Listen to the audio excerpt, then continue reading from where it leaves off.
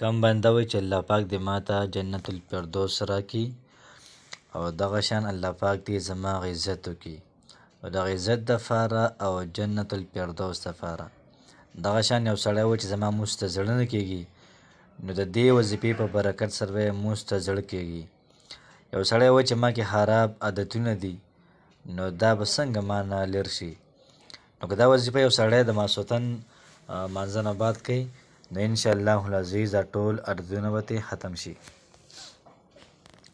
بسم الله الرحمن الرحیم. السلام علیکم ورحمت الله وبرکاته. امید داره کوم چې تاسو ټول په ټیک ټاک کې د صحت نه مزې اخلئ. الله پاک هم خوشحاله ساته.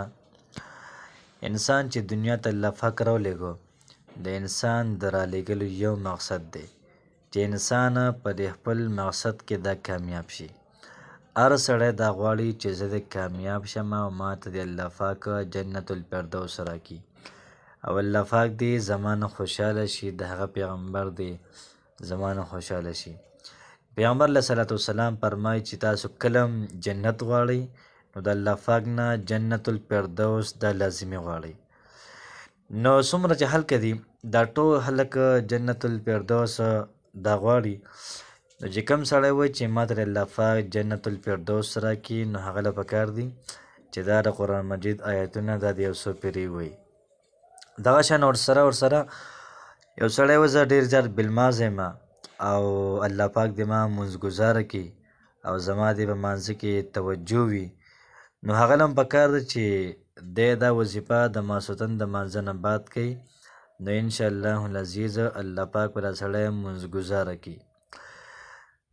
تاسو به اورېدلي چې په قبر کې به الله پاک د انسان د لومبی تپوس دا د مانځه کوي، نو که مونځ د انسان سم راووتو، نو ټول عملونه دا به سم راوځي. دغه شان یو سړی ګرځي راګرځي او غلط کارونه کوي، کله یو ځای کې غلط کارونه کوي، کله بل ځای کوي، بېهوده کارونه کوي.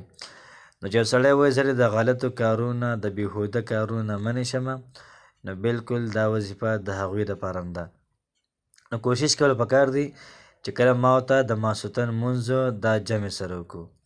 نو چې کله موږ مونځ جمع سره وکړو، نو بیا به د هغې نه بعد دا وظیفه دا به 11 پیرې د ووایو. لومبیا به درود شریف ووایو، بیا به د هغې نه بعد د قرآن مجید د آیتونه ووایو، بیا به د هغې نه بعد درود شریف ووایو، بیا به د هغې نه بعد دعا وکړو او په چهارندام کې به د وده شو.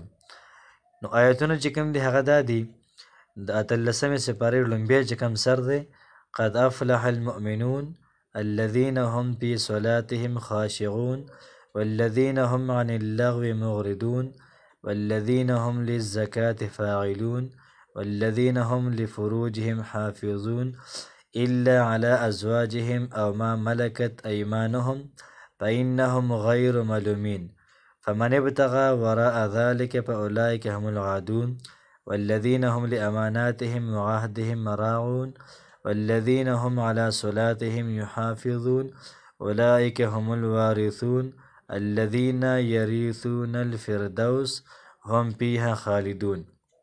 نو کوم سړی دا آیتونه د ماسوتن د مانځه نه پس که 11 پیرې وی که 7 پیرې وی، نو انشاءالله العزیز الله پاک به ورته جنت الفردوس ورکړي او دغه شان د غلطو کارونه به الله پاک منې کړي او مونځ نه کوي، نو الله پاک به په مانځه باندې دا راواړی.